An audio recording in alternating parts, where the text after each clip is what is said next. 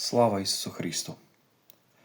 Svätý Lukáš Krímsky hovorí: Všetci by sme mali vedieť, že niet dňa, aby sa nás démoni nesnažili zviesť cesty dobra na cestu zla, na cestu lži.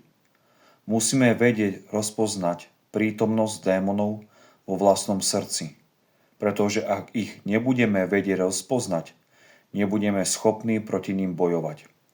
Vedzte, že vždy, keď vás vaše svedomie znervózňuje, znepokuje a trápi, varuje vás, že démoni vás odvádzajú z cesty pravdy. Vedzte, že vždy, keď sa hneváte, nadávate, nepriateľsky sa správate k svojim blížnym, keď vo vašom srdci vrie zlo a nenávisť, vedzte, že vo vašom srdci pôsobia démoni. Prebuďte sa, prežehnajte sa znaním kríža a začnite boj s démonmi. Drahí veriaci, ja vám prajem požehnaný týždeň. Sláva Isusu Christu.